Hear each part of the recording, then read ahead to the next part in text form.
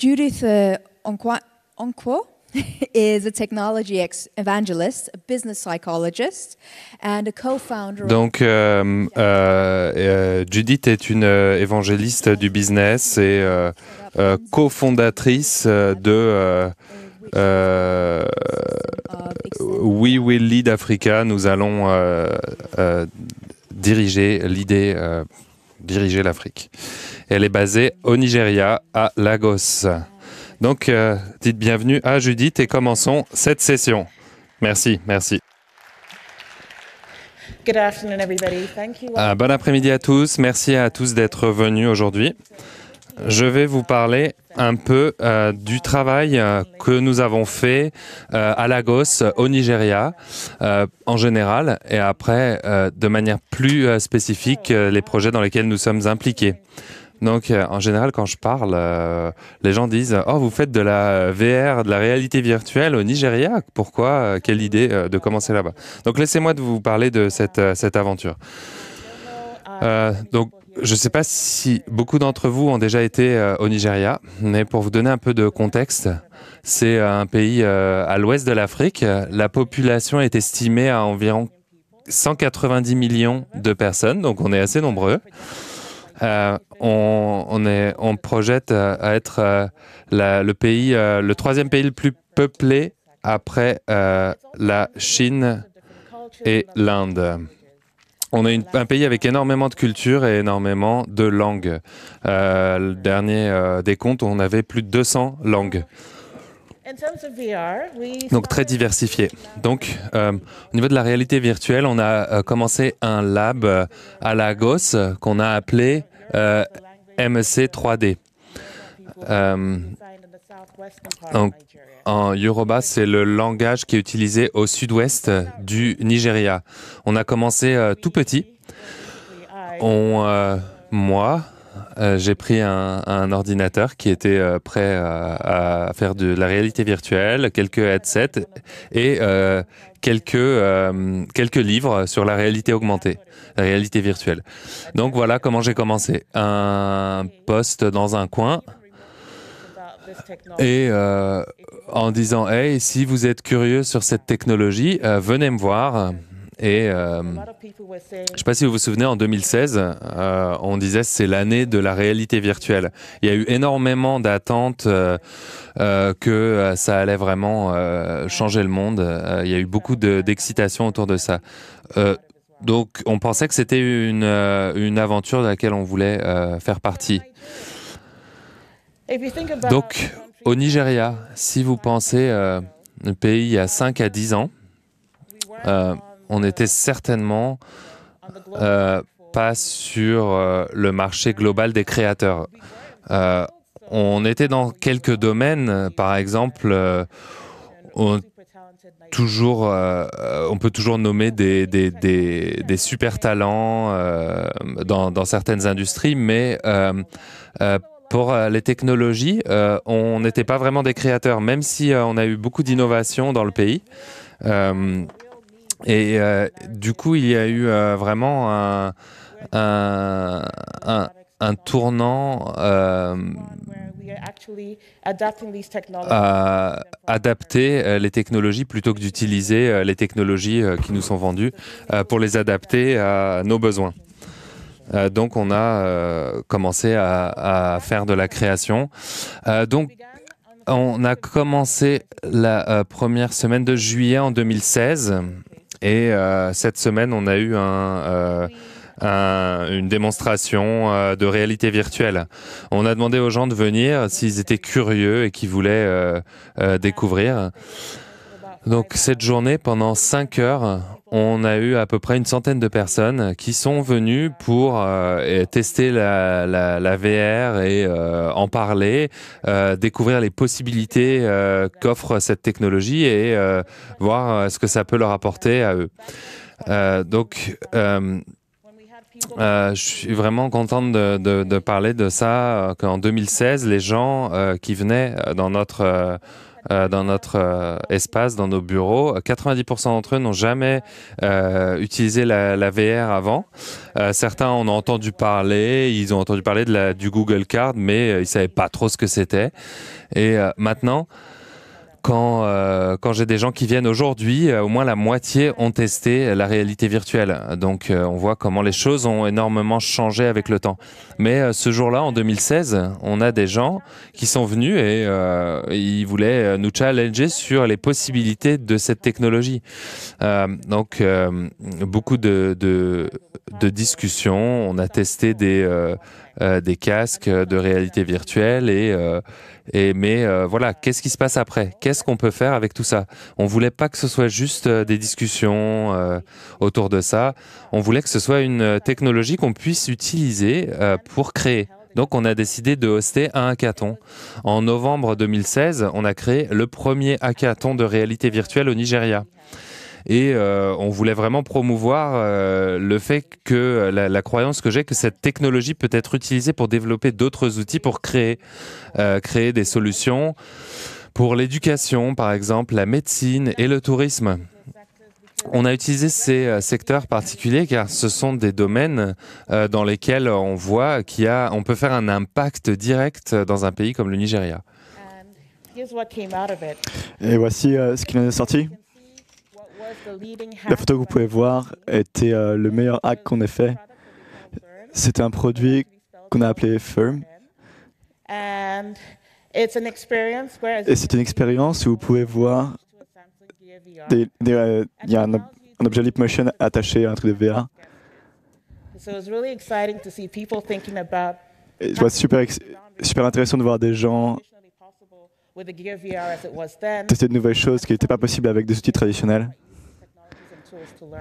et utiliser ces nouvelles technologies pour apprendre. We're always challenged about how best we can get people to learn and move with the times. Okay. So, alors, I've got a few numbers up on the screen. j'ai quelques nombres à vous montrer. Donc, on a 263 millions, 13,2 millions, 1 milliard. The first one, 263. Le premier, 263 millions, correspond à un nombre de l'UNICEF. Et c'était l'estimation du nombre d'enfants qui n'allaient pas à l'école dans le monde. Le second chiffre, 13,2 millions. Et le dernier nombre, 1 million, c'est le nombre d'enfants dans le monde qui n'ont pas accès à l'éducation de qualité dans le monde. Vous pouvez vous demander pourquoi j'ai ces nombres à l'écran maintenant. Et c'est parce que je crois que la réalité virtuelle est un outil que nous pouvons utiliser pour régler ces problèmes-là et réduire ces statistiques. Une des choses qui fonctionne pour nous en Lagos,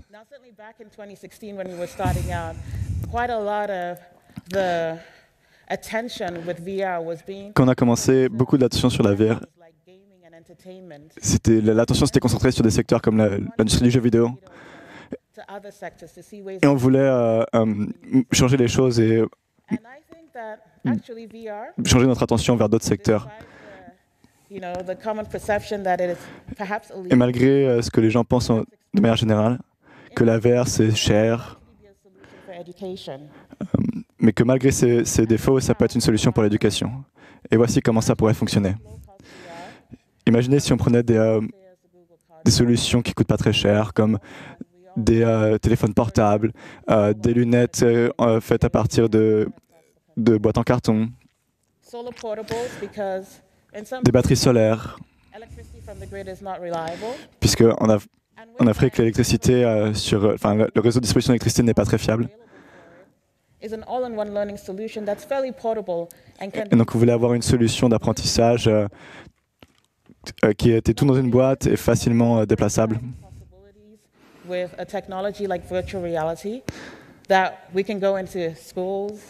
donc on peut aller dans des écoles.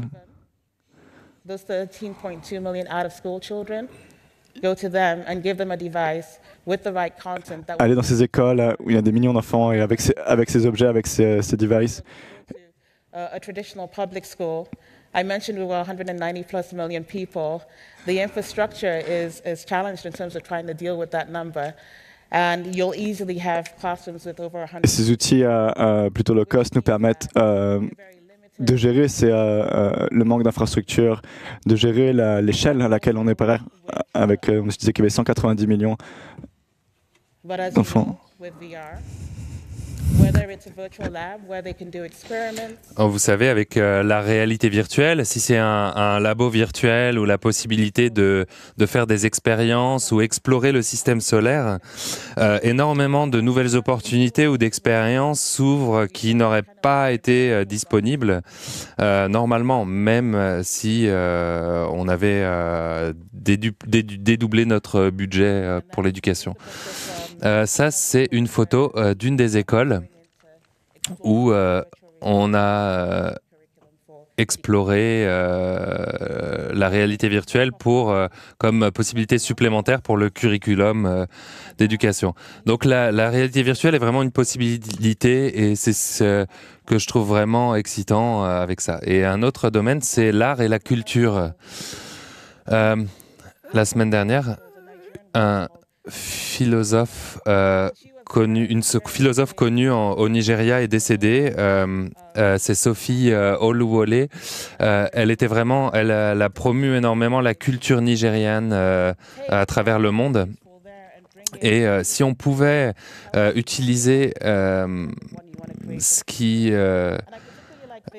elle a beaucoup écrit sur ce qu'on pouvait utiliser pour améliorer sa vie dans l'avenir. Et elle voulait vraiment développer une atmosphère culturelle africaine, présenter la vérité, l'authenticité de cette culture. Et ce que j'aime, c'est que cette technologie peut nous permettre de raconter des histoires et de présenter la réalité sur la vérité et l'authenticité de notre culture. Et j'aimerais vous montrer deux choses. La première, c'est celle qui lie le Nigeria et la Suisse. Donc j'ai été approché par l'équipe qui gère le festival IAF à Bâle en Suisse. C'est un festival sur l'art photographique contemporain africain. Et chaque année, les photographes qui font partie de l'exposition sont liés à un moyen plus contemporain d'approcher l'art. Et cette année, c'était la réalité virtuelle. Donc, qu'est-ce qui vous pousse si vous viviez entre deux endroits, par exemple en Suisse, à Bâle, et à Lagos, au Nigeria, par exemple, entre deux villes. Donc, ce qu'on a créé, c'est un check de réalité. C'était un exercice assez simple. On a mis des lieux sur une carte, donc des lieux traditionnels que vous allez voir très facilement. Si vous connaissez Bâle, c'est très facile d'accéder à différents endroits. Donc on a pris des endroits comme une église, un centre commercial, une école, et on les a mappés et on a voulu faire la même chose à Lagos. Donc bon, Lagos c'est beaucoup plus grand, donc on a pris un quartier de Lagos, Yava, et on a fait la même chose. On est allé à une église, on a récupéré une vidéo 360 degrés de l'espace. Et ce qui était possible en Suisse, ensuite quand vous veniez dans ce festival en Suisse, c'est que vous pouviez vous promener en ville et en même temps que vous faisiez votre promenade à Bâle, vous pouviez en même temps vous promener à Lagos. Donc vous pouviez par exemple voir l'église à Bâle et en étant là-bas, vous auriez la même expérience d'une église à Lagos. On a, pendant la semaine que j'ai passée avec eux, on a eu une série de personnes qui sont venues me voir et on a décidé de ce qui pourrait être que ça pourrait être intéressant de se mettre à un endroit à Lagos, même pour une petite minute. Du coup, chaque vidéo est vraiment très courte et j'aimerais vous en montrer une pour que vous voyez à quoi ça ressemble. Ce qui était vraiment excitant pour les gens qui ont essayé ça, c'est vraiment la possibilité de shifter votre réalité pour vous montrer que il y a d'autres moyens de le faire qui ne sont pas possibles avec ce que vous voyez en 2 dimensions ou les livres que vous lisez. Donc laissez-moi vous en montrer une. Donc ici, vous voyez, c'est l'église à Lagos, à Yaba.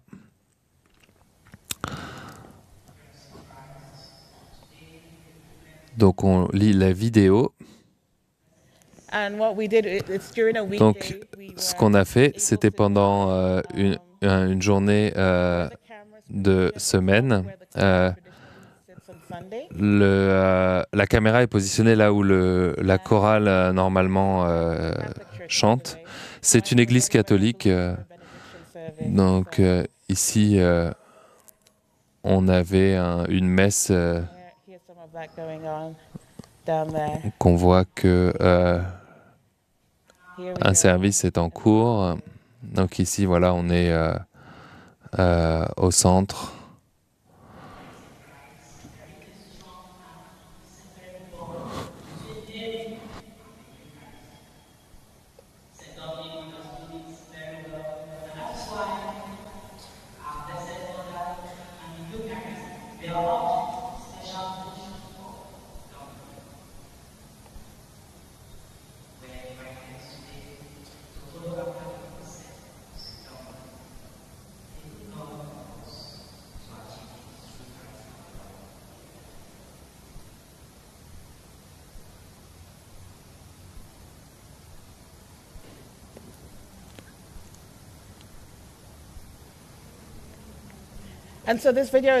Et donc, cette vidéo est vraiment comme les autres. Elles font à peu près 2 minutes.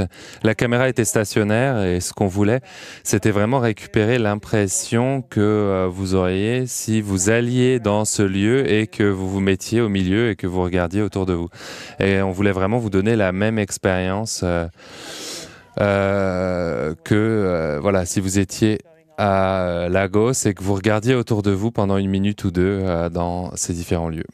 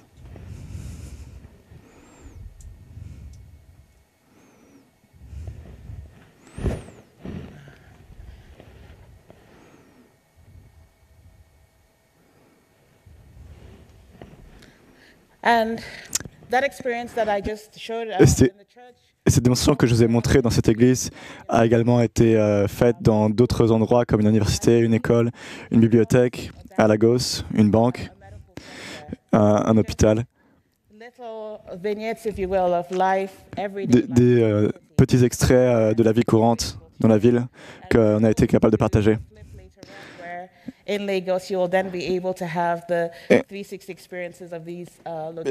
sûr, plus tard, on pourra faire vraiment une expérience plus immersive.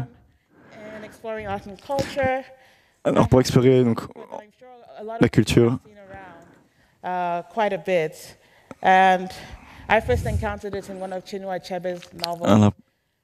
fois que j'ai rencontré cette citation qui vient d'un livre écrit par Chinua Achebe, qui dit « Il y a ce proverbe qui est très bien. » We know how this applies in lots of ways. We talk about the way, history might have been told, history as we know it traditionally. Avant que les lions aient leurs propres historiens, l'histoire de la chasse va toujours glorifier le chasseur. Ça, c'est la citation qui est à l'écran. And what was exciting for me as well earlier this year is when we had Donc avec la vérité virtuelle qui permet de voir vraiment 360 degrés, ce que je trouvais intéressant. and shoot what was the first 360 documentary. Donc on a filmé le premier documentaire à 360 degrés. Nigerian made 360 documentary. Et c'était le premier documentaire nigérien fait avec ces techniques de film 360 degrés. In Maiduguri. And this short documentary Et ce court documentaire Abakassi raconte l'histoire d'un enfant qui a 11 ans, qui a perdu son père, qui a beaucoup de problèmes à cause de Boko Haram, qui vit avec ses grands-parents dans un camp de l'IDP.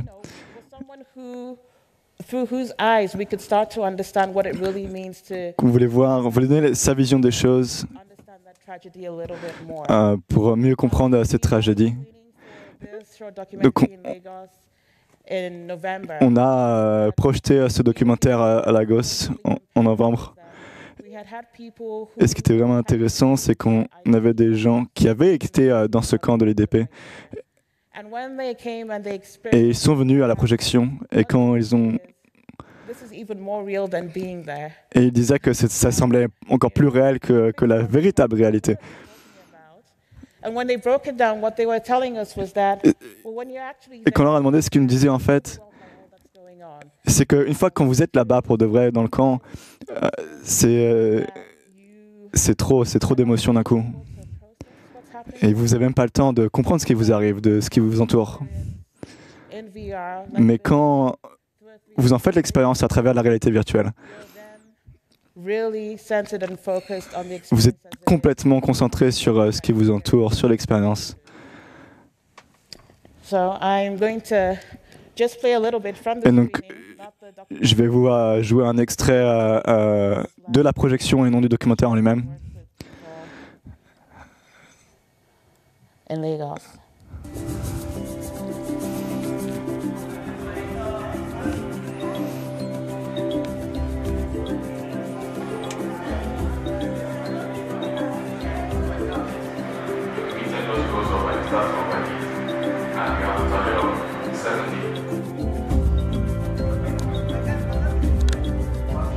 My experience watching the documentary was intense.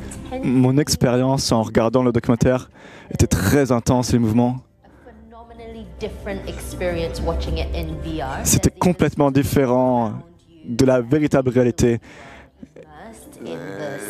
L'immersion totale. J'ai vraiment ressenti comme si j'étais là-bas. Je pouvais vraiment me projeter dans le point de vue des personnages qui étaient projetés à l'écran. C'était vraiment très intéressant.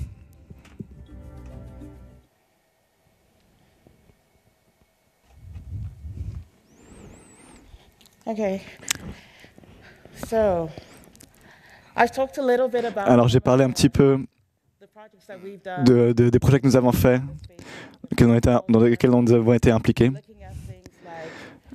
Telling 360 stories or being able to share our reality across different geographies. Être capable de... J'aimerais parler un petit peu du futur et vers là où on pense aller nous diriger. Je pense qu'on est tous d'accord que ces technologies ont beaucoup proposent des promesses, tiennent. Mais y accéder est toujours difficile. Il y a beaucoup de choses encore à faire pour rendre ça plus accessible.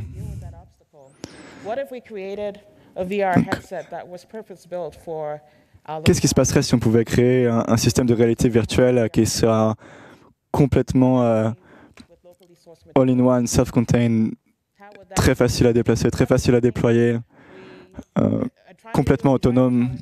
We started one last year, but tried to do it virtually. We'll be looking at, in the new year, having a team come in to work on this and attempt to build one. Et donc, We can do that. It becomes really on va essayer de fun for produire ce genre de choses cette année. Yes, we have platforms like YouTube where you can share 360 content. Ensuite, bien sûr, on a des plateformes comme YouTube qui nous permettent de partager ce contenu de réalité virtuelle en 360 degrés. Other elements of the technology, and we can start to do something about that actively. So, looking at ways in which we can build and, Et donc, do R&D to les outils qu'on a pour produire ces outils de réalité virtuelle, ces outils de projection, ces outils de, of content creators, people pour les créateurs de contenu, who work with these technologies, the people who pour les gens qui vont travailler avec ces technologies, qui vont créer du contenu éducationnel. Pour ça, on a commencé à organiser des réunions, des meet-ups. On a tenu le premier dans les bureaux de Google à Lagos. Et depuis, la communauté a grandi avec des gens qui viennent de plein de secteurs différents. L'art, la technologie,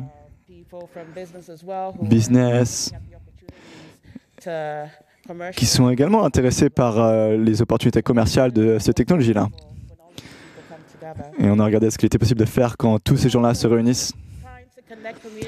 Bien sûr, on a également essayé de connecter différentes communautés à travers l'Afrique et d'aider ces communautés à grandir à travers le continent africain.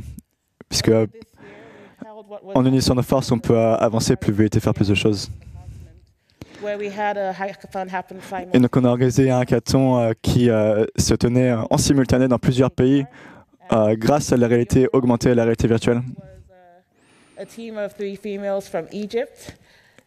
exemple, il y avait une équipe de 3 femmes en Égypte.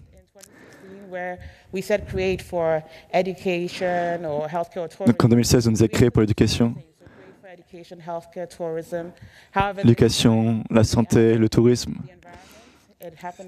Cette fois-ci, on a ajouté l'environnement, la justice sociale.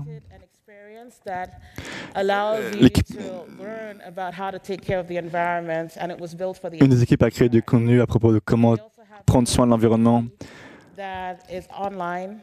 Une autre communauté, une partie de la communauté, bien sûr, en ligne sur Facebook, qui vient de 20 pays différents dans l'Afrique et qui grossit chaque jour. On est super stimulé par toutes ces possibilités qui s'alignent enfin. On pense que la collaboration est notre futur, que ce soit dans les pays africains ou à travers le monde.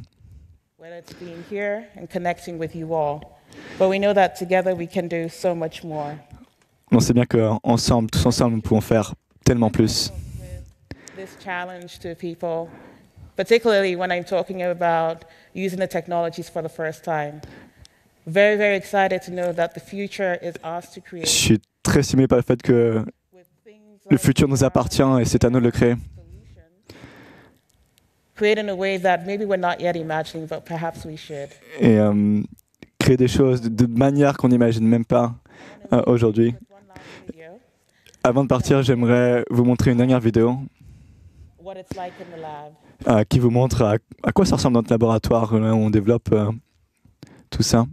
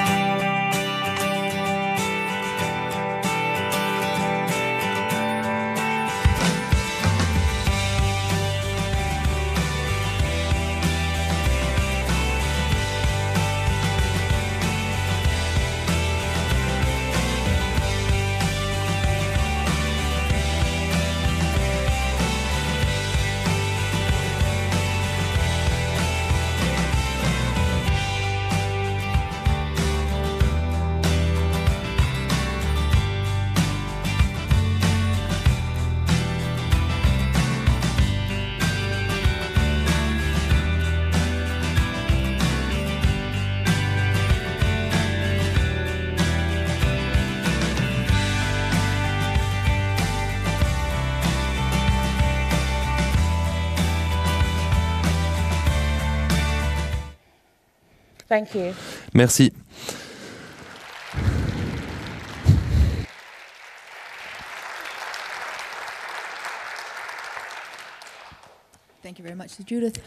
Merci Judith. On a du temps pour les questions-réponses. On a 2 micros dans la salle, micro 1 et 2, et les questions d'Internet. Donc, on a une question ici. Salut, merci pour ta présentation. Il y a un concept, je ne sais pas si c'est valide, mais si vous êtes dans un lieu confortable, vous n'allez pas trop vous efforcer à avancer, à aller de l'avant, mais soit il faut intégrer des challengers qui vont permettre d'avancer plus vite. Par exemple, pour l'infrastructure, peut-être que le VDSL n'est pas nécessaire, peut-être que ça suffit d'utiliser le 3G ou la 4G. Et pour les investisseurs, peut-être utiliser le paiement mobile, par exemple, comme c'est fait en Chine. Est-ce que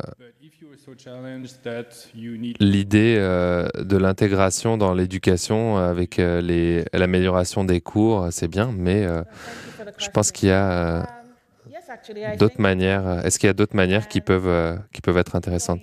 Réponse de l'orateur. Oui, je pense que c'est possible. Tu as donné des exemples sur d'autres initiatives dans d'autres endroits dans le monde qui ont accès à des technologies qui sont plus tard qu'au niveau de l'Ouest, donc des pays qui ne sont pas des pays occidentaux. Je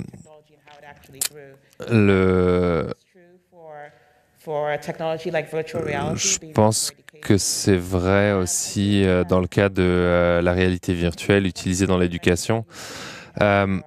Parce que les écoles publiques dont je vous ai parlé, avec près de 100 élèves par classe, 100 élèves par classe, c'est pas comme les classes modernes dans les écoles privées de Lagos ou dans les pays occidentaux.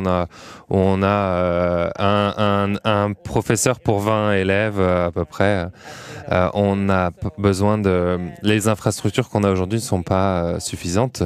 Donc il faut vraiment pouvoir challenger les possibilités qui nous sont offertes avec la réalité virtuelle et peut-être l'utilisation de la réalité virtuelle low cost avec des appareils mobiles ou pour nous, ça reste un challenge, mais je pense que oui, si je pense qu'on peut vraiment influencer et redéfinir ce qu'est l'éducation.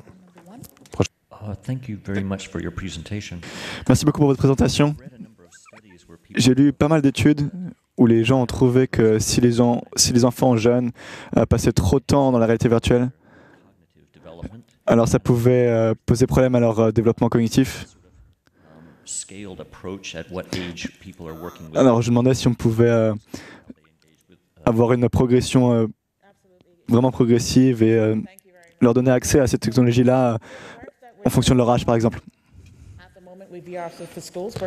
En réponse de l'orateur, à ce moment, on travaille avec des enfants qui sont en éducation secondaire, donc 12 ans et plus. On est conscient qu'il y a eu beaucoup d'informations sur les effets secondaires de la réalité virtuelle et les dangers. On n'a pas encore assez de données, mais on utilise bien sûr ces études et on continue à se poser des questions. On a encore un projet pilote dans une école où on limite la durée, le temps d'utilisation de la réalité virtuelle parce que, on sait que de toute façon, des durées étendues dans la réalité virtuelle ne sont pas bons pour les yeux et le cerveau. Je vois que vous travaillez avec Unity et je me demandais si vous travaillez aussi avec des choses plus standards comme WebVR, par exemple. On n'a pas encore travaillé avec WebVR, mais on est en train de commencer à explorer ça pour la prochaine année. Bonjour, merci pour votre conférence. J'ai trouvé ça très intéressant et très inspirant talk where we are was considered En particulier la seconde partie, interesting or important tool to create new que la réalité virtuelle est un outil important pour créer historically rather oral-based history culture Pour- or narration culture and to pour transmettre de l'histoire et de la culture de manière historian, as you say, like et même réécrire en fait l'histoire et la culture, changer la manière dont on l'éduque, dont on enseigne. So I also wondered, as I saw also in your Et donc je me demandais, this is also my perspective as I've been working a lot with Goethe Institute. parce que j'ai travaillé beaucoup avec l'Institut Goethe, And I noticed that et j'ai remarqué que sort of still the Western platforms and of course the Que institutions with money are kind en of Occident, et avec nos institutions, avec l'argent qu'on a, places and spaces where these notre organisation, especially the technologic things can happen due to money reasons are the only et parce qu'on a des moyens, on peut faire avancer, on peut utiliser la technologie, on a accès à la technologie avec les moyens qu'on a. There's some other spaces in Nairobi, but still it felt like this strong like power maybe even or infrastructural power that's there, and you've used the Google space and I saw the Facebook Donc on a logo tous ces moyens grâce à Google, etc. doubts about, or do you just think, okay, we take their money and that's Et du coup, il y a un déséquilibre, et je me demandais, No, great question. Thank you.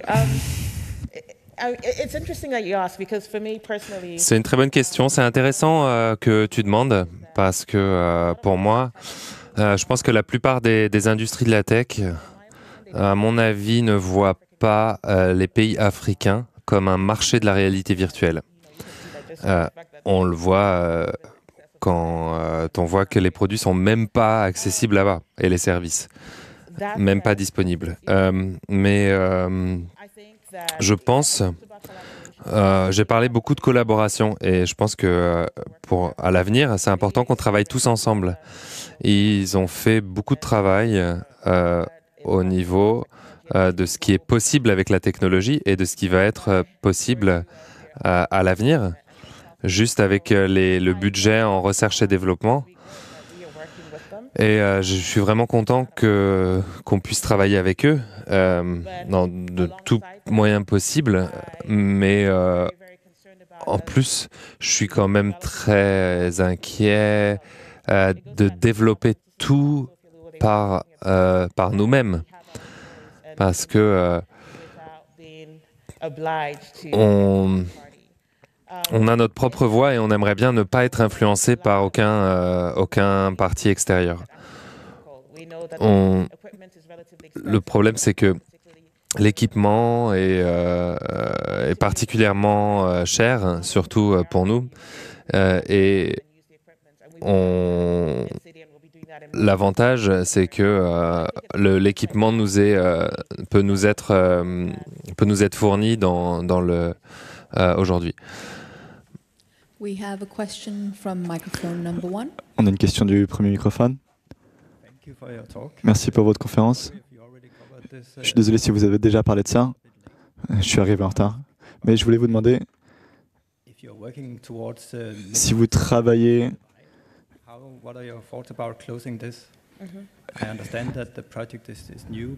Je comprends que toutes ces technologies sont nouvelles. Et comment est-ce que votre vision aide les populations à utiliser ces technologies-là?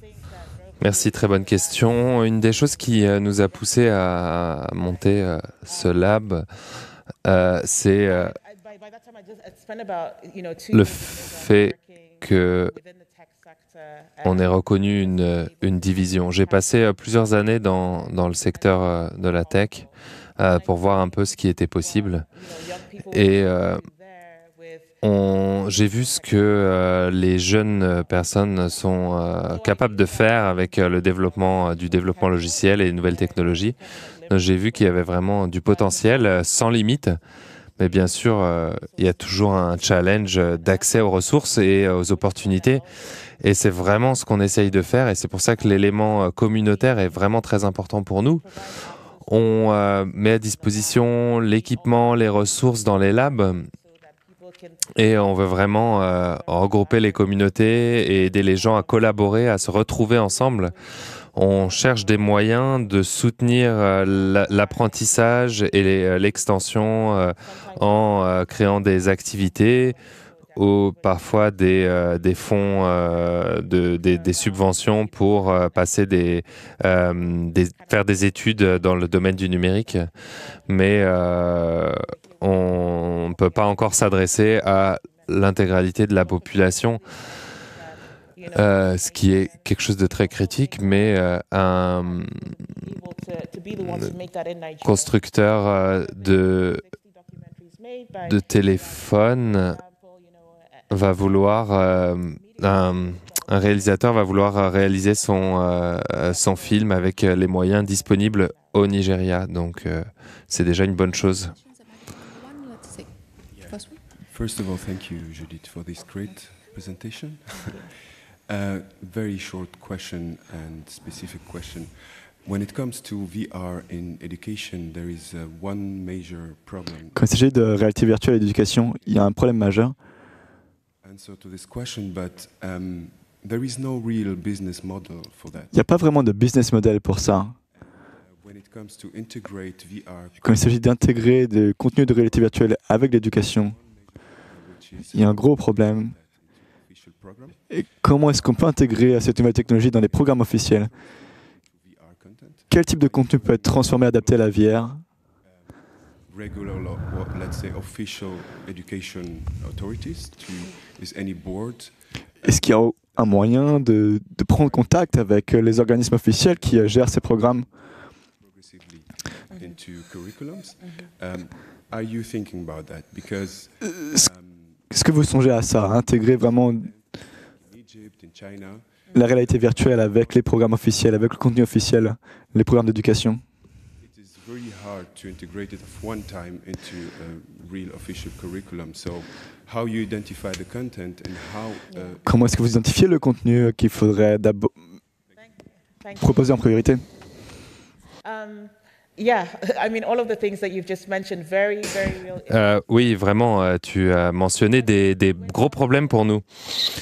On voulait, quand on a créé le projet pour les écoles, on voulait vraiment s'approcher des instituts qui s'occupaient de l'éducation dans les districts locaux, parce qu'on n'a pas eu l'autorisation d'aller dans les écoles et travailler directement dans les écoles. On a eu beaucoup de réunions avec différentes personnes, différents stakeholders, des personnes impliquées dans l'éducation, des parents. On voulait vraiment que les gens se réunissent vraiment tous ensemble pour qu'on puisse créer une solution viable et adaptée. C'est exactement ce que tu viens de dire. Comment est-ce que ça fonctionne exactement au milieu d'un cours? Est-ce que tu prends ton headset et voilà. Donc pour l'instant, on a créé des sessions spéciales qui étaient à part à l'extérieur du curriculum. L'année prochaine, on va vraiment commencer un pilote. On va créer un lab dans une école et on va vraiment avoir une personne là-bas à plein temps pour travailler avec les professeurs, pour intégrer l'apprentissage en réalité virtuelle dans les classes. Je pense que les gens peuvent imaginer ça un peu, comment est-ce qu'ils peuvent... quand on passait des vidéos à toute une classe, c'est à peu près le même concept. À la place de la vidéo, les élèves vont prendre leur casque et regarder quelque chose ou faire quelque chose en réalité virtuelle. Quand on a commencé à explorer ça, on avait vraiment des limites au niveau des ressources. Donc, on a vraiment on a réduit ce qui était déjà disponible. On a fait des recherches sur ce qui était déjà là et on a vraiment utilisé les applications qui étaient disponibles et on les a un peu améliorées.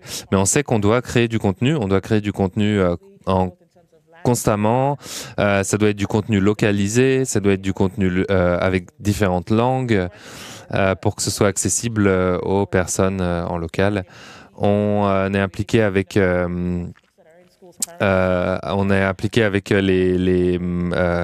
plupart des instituts éducationnels également qui publient les livres pour les écoles. On a encore du temps pour quelques questions. Yes, thank you, Judith, for taking all that journey. Merci Judith pour nous avoir montré tout ça. Also missed the first minutes of your talk. As I see your talk here also has a contribution from the global south. Comme je peux voir, With your cultural perspective. And my question is, Auto c'est une contribution globale. technology could help us to bridge. Ces technologies pourraient nous aider à Does it support empathy to get more of a picture? casser The trouble from a Western perspective is that, the African countries exporting poverty, that's not a major good selling good. casser des préjugés sur Elements that might enrich or you might have to hack into our minds. My question is, do you think this technology can actually help to support Est-ce que vous pensez que ces technologies peuvent nous aider à better? Or is aider les gens à comprendre d'autres cultures?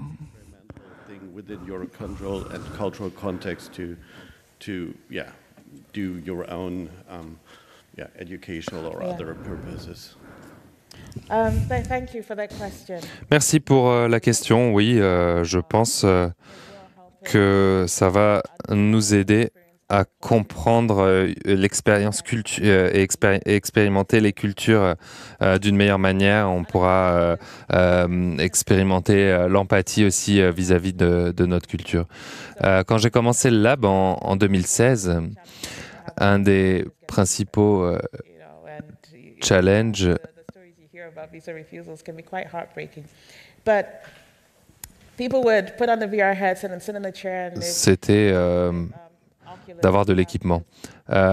Donc les gens on peut utiliser l'Oculus par exemple pour se promener dans le monde. On peut choisir un pays et on peut se balader. Donc on peut voyager sans avoir un visa. C'est la première chose qui a éveillé la curiosité des gens réellement. Peu importe l'endroit où vous êtes et d'où vous venez, le Nigeria n'est pas vraiment une destination touristique aujourd'hui. Mais il y a vraiment beaucoup de choses à voir dans le pays et les gens ne réalisent pas forcément que le sud du pays a la plus grande diversité au niveau des papillons, par exemple, dans le monde. Ça, c'est des choses que moi, je connais pas, que beaucoup de gens connaissent pas forcément parce que c'est pas une destination touristique connue. Et c'est sûr que les gens peuvent explorer ça par le biais de la réalité virtuelle et découvrir ça par eux-mêmes. Je pense que on voit ça par le biais d'autres médias comme YouTube, mais je pense que la réalité virtuelle nous apporte quelque chose de plus. On peut vraiment entrer dans la vie de quelqu'un, dans le lieu dans la maison de quelqu'un. Number 2. Hi, thanks for the talk. Maybe learning is not only to young people. Peut-être que l'apprentissage, c'est pas seulement réservé aux gens jeunes, mais également aux gens plus vieux. Est-ce qu'on peut vous joindre sur Facebook? Est-ce que vous avez une page web pour ça? Oui. Donc, pour la dernière partie, oui, bien sûr, on peut me contacter en dehors de Facebook. On est sur Twitter et sur Instagram. On a un site internet, imici3d.com.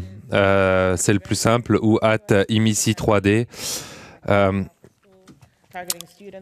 Oui, donc on sait que on a besoin de l'adoption de plein de gens, des professeurs, des personnes plus âgées. On a besoin d'une adoption plus globale pour que le projet puisse avancer. Bien sûr, vous avez peut-être l'impression que on fait un focus sur les jeunes parce que c'est la première cible que nous avons trouvée, mais c'est un projet plus global. for the fantastic presentation.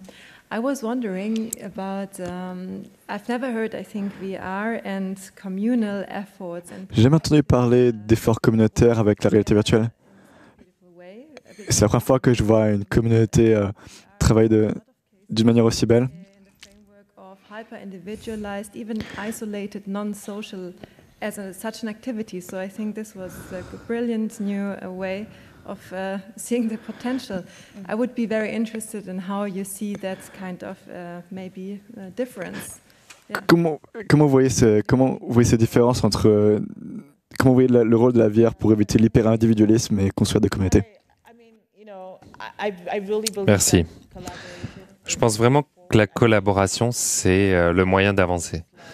Je pense vraiment que dans un lieu comme le Nigeria, un endroit où on a un problème de ressources, si on voit les divisions assez tôt, on voit qu'il y a vraiment beaucoup de problèmes. Et on est vraiment pas arrivé loin. Pour l'instant, on n'a pas du tout atteint nos limites. On a encore beaucoup de choses à faire beaucoup de choses à explorer pour avancer. Et il y a vraiment assez de domaines pour que tout le monde puisse s'impliquer. Je pense que ce dont tu parlais, le challenge pour moi, c'était que sur toutes les plateformes qui existent, j'aimerais que ce soit unifié sur une plateforme et qu'on puisse utiliser une seule plateforme. J'espère que ça va changer. Et j'aimerais vraiment influencer la manière dont ça peut être. Thank you also from my side for your talk. I do have a question more like personally. What was for you since you started 2 years Qu'est-ce que c'était pour vous? Vous avez commencé il y a 2 ans. Vous avez commencé cette exploration de la réalité virtuelle originaire. Qu'est-ce qui a été la chose la plus surprenante dans cette aventure? La chose la plus surprenante, je me suis jamais posé cette question. Il va me falloir 1 minute pour réfléchir. Peut-être. Pas au sens traditionnel, mais j'ai été à un événement. C'était en septembre 2016. Donc, beaucoup de gens se demandaient ce qui se passait à Lagos. And I was in the audience, and I just happened to look down, and in the row below me, there were 2 young men, and they had a phone, and they were... Dans l'audience, de cette réunion, il y avait 2 personnes qui regardaient une vidéo. Donc, dans cette réunion avec Y Combinator, il y avait 2 jeunes qui regardaient une vidéo à 360 degrés et ils connaissaient pas, ils savaient pas qu'ils pouvaient mettre un headset et regarder ça en réalité virtuelle. Donc, je leur ai dit pendant la pause, venez me voir et on va mettre ça dans un headset et ils ont trouvé ça génial et ils sont tout de suite allés s'acheter un headset de réalité virtuelle. Pour moi, vraiment, on a créé nos labs parce que on voulait se lancer dans le développement de cette technologie et c'est vraiment ce qui est beau avec cette réalité. N'hésitez pas à poser des questions. On a du temps pour des questions additionnelles. Thanks for the talk again. Durant l'une de vos réponses, vous avez parlé de ces indicateurs clés. Par exemple, le ratio entre le nombre de profs et d'étudiants. Imaginons que je gère une école et je considère la réalité virtuelle comme une solution. Quel bénéfice je peux tirer de ces solutions-là? Quels indicateurs je peux utiliser pour mesurer l'efficacité de ces solutions? Et qu'est-ce que la réalité virtuelle dans la classe améliore le plus? Merci.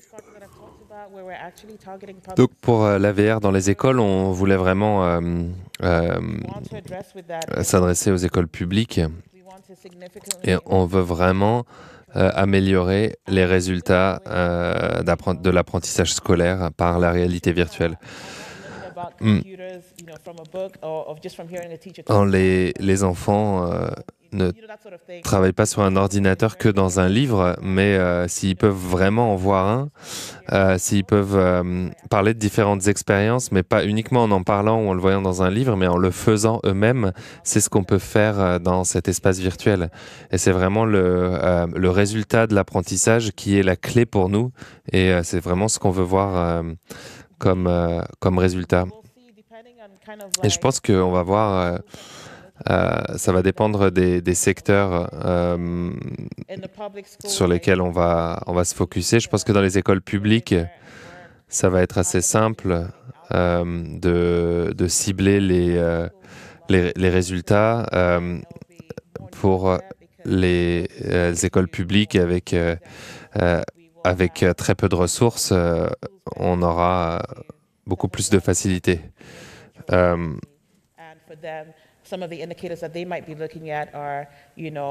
Donc, les indicateurs sur lesquels on va se pencher, ce sera l'expertise technique, par exemple.